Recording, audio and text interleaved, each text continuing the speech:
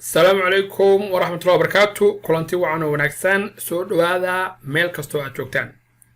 وحنقول جرنا English for all وحنقالنا لسوان عشقي كوبات Part 4 قيبتي أفراد Conversation ولا شيء كيسي مكان وحن مريني يعني أن معمولي ملكيليه يعني مقاحدة أوله أليخاندرو يقول إمام حي حفيز كيغا مكان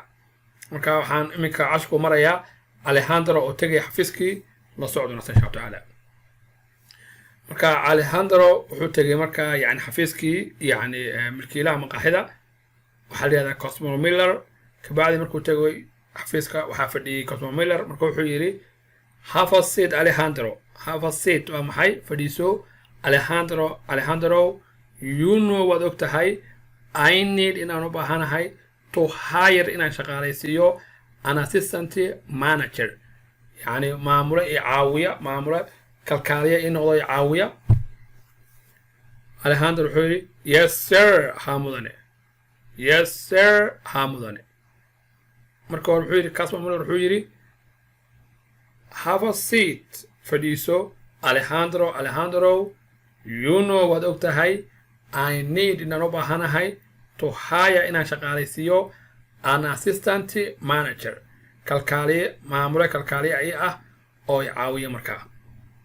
ka bacdina wuxuu yiri Alejandro yes sir hamudan waan ugu yiri markaa Cosmo Miller oo milkiili wuxuu yiri it's very important job waa shaqo aad muhiim ah markaa it's very important job waa shaqo aad muhiim ah Alejandro wuxuu yiri oh yes sir hamudane milkiili hadana waxa la wuxuu yiri assistant manager has to work very hard wuxuu yiri yani maamulaha caawiyaha ah has to work waa inuu u shaqeeyaa very hard si adag markaa kabacdi waxa hadlay Alejandro wuxuu yiri no problem sir wax dhiba ma laha qofku yani sida u shaqeeyo saas ku haysta markaa in laga dhigayo maxay maamulaha cusub kaaliyaha yani assistant managerka cusub markaa ninka milkiilaha caawin doona ayuu isku haystaa markaa Alejandro markaa kadib waxaa hadlay milkiilihii wuxuu yiri that's why taas waa sababta I have hired an u shaqaaleysiiyey somebody qof very special oo yani aad aniga igu ah markaa yani qaas oo ah my nephew wiilka aan u ahay yani ma aragta yani abtiga ee la yiraahdo Stanley marka nephew waxa la yiraahdaa wiilka ama u tahay adeerka ama abtiga marka hadii ay walaasha wiil dhasho wiilkaas waxa u tahay nephew hadii walaalka uu dhalo isagana wiilna waxa weeye nephew marka halka Soomaalidu ka tiraado abti ma Englishka abti waxa isticmaalaya wiilka walaasha dhashay uncle buu ku leeyahay laakiin adigu waxa leedahay nephew baa leedahay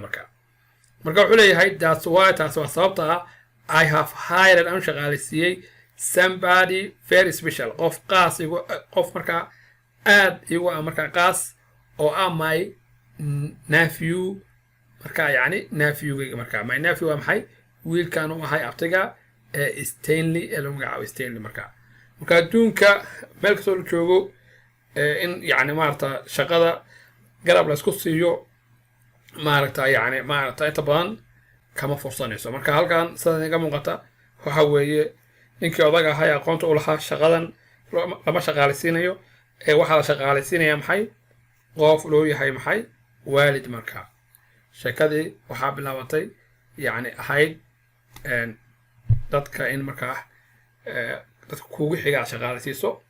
marka Alejandro intuu yaa wuxuu yiri nephew isaga isku haystay qofka shaqaaleysiinayo markuu maqlay nephew buu yiri marka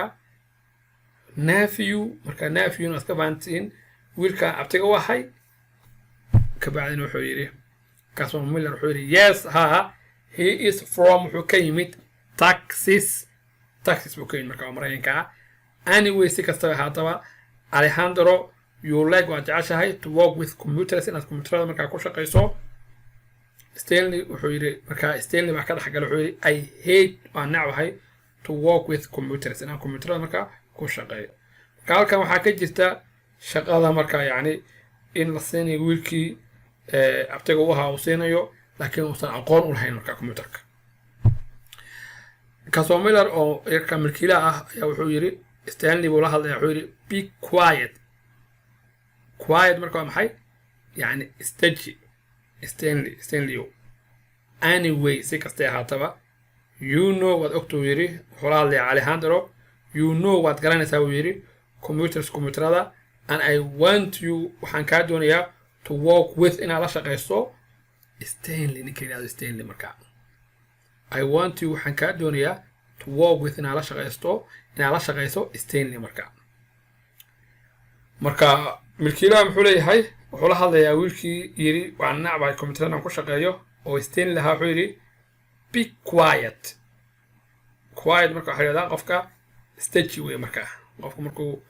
quiet yahay qof yani degan weeye be quiet baa marka right stage baa yiri Stanley anyway si kastay ahaataba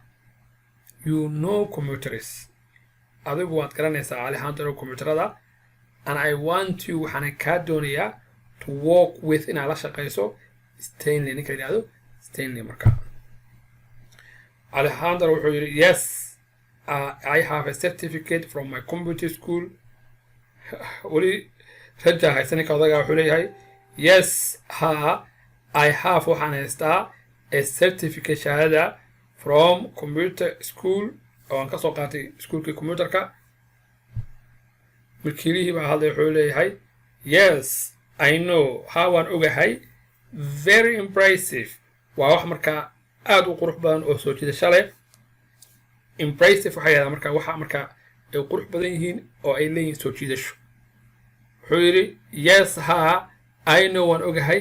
very impressive oo wax soo jiidasho leh oo qurux badan macnaheedu inaad shahaado wadato oo wax fiican weeye Alejandro you need waxaad u baahan tahay to clean inaad nadiifiso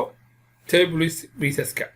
so saa awgeed you can go now haddaad bixi kartaa marka shahaadadan aad wadatay waxaan adigu sheegaysa iska daayay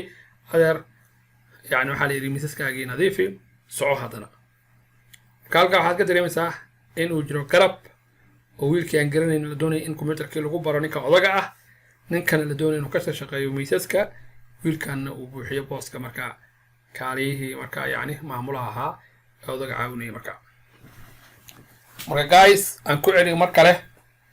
waa lesson ashkii koowaad party 4 qaybtii afraad conversation waa sheekaysi milkiilaha waxaa leedahay Cosmo Miller wuxuu leeyahay xafiiskiisa waxaa yimid Alejandro wuxuu leeyahay have a seat fadhiiso Alejandro you know waad ogtahay I need inaan u baahanahay to hire inaan shaqaalaysiiyo an assistant manager maamule kalkaaliye ah oo i caawiya yes sir Hamudan waan og yiri kadibna waxaa hadlay milkiiluhu wuxuu yiri it's very important job waa shaqo aad muhiim u ah haddana wuxuu yiri oh yes sir Hamudane marka saas ku haysto wali kadibna wuxuu yiri an assistant manager milkiiluhu wuxuu yiri an assistant manager kaaliyaha maamulaha ah has to work very hard waa inuu shaqeeyaa si aada no problem sir wax dhibaato ah maluu yiri mudane kaasaas ku haysto oo shaqada si fiican loo qaban doono uu la jeedaa kabacdina waxaa hadlay milkiili wuxuu yiri that's why taas waa sababta I have hired an ugu shaqaalaysiiyay somebody qof very special oo aad yani qaas igu ah oo my nephew ah wiilka abtiga u ahay oo Stanley ah Alejandro markaa naxay kabacdi wuxuu yiri nephew markuu hore saas ku haystay markuu maqlay nephew iyo Stanley wuxuu yiri nephew wiilka abtiga u ahay yes buu yiri milkiilihii he is from wuxuu ka yimid Texas anyway si kastay ahaataba Alejandro you like waad jeceshahay to work with in a ku shaqeyso computers Stanley baa markaa soo dhaxgal wuxuu yiri I hate wiilkii dhamaa la doonayay inuu computer ku shaqeeyo oo aan garanayn wuxuu taagan I hate waa nacbahay to work with computers aan ku shaqeeyo milkiiliye uu jawaabay wuxuu yiri be quiet Stanley stage kabacdina hore usii wataa hawshiisa wuxuu yidhi anyway si kastay ahaataba Alejandro you know waad garanaysaa computerada and I want you waxaan kaa doonayaa to work with Stanley ninka la Stanley la shaqaysan kaa doonayaa Alejandro weli isagu ma ku qanacsanaa sheekadan wuxuu taagan yahay yes I have a certificate from computer school waxaan haystaa shahaadii yani iskuulkii computerka ninka milkiilahana uu gacan bidixaynaya wuxuu taagan yahay yes I know waa ogahay very impressive wax aad u qurux badan weeye oo soo jiidasho leh Alejandro you need waxaad u baahan tahay to clean inaad nadiifiso tables miisaska markaa soo awgeed you can go now hadda waad bixi kartaa markaa sheekadu markaa waxay maraysaa meel adag cashirkuna waa taxano waa isku xigaa marka la socodna insha Allah taala waan salaamaya السلام عليكم ورحمة الله وبركاته. Have a seat, Alejandro. You know I need to hire an assistant manager. Yes, sir. It's a very important job. Oh, yes, sir. Assistant manager has to work very hard. No problem, sir. That's why I've hired somebody very special. My nephew, Stanley. Nephew? Yes, he's from Texas. Hi. Anyway, Alejandro, you like to work with computers. I hate computers. Be quiet, Stanley. Anyway, you know computers, and I want you to work with Stanley. Yes, I have a certificate from computer school. Yes, I know. Very impressive, Alejandro. You need to clean tables, so you can go now.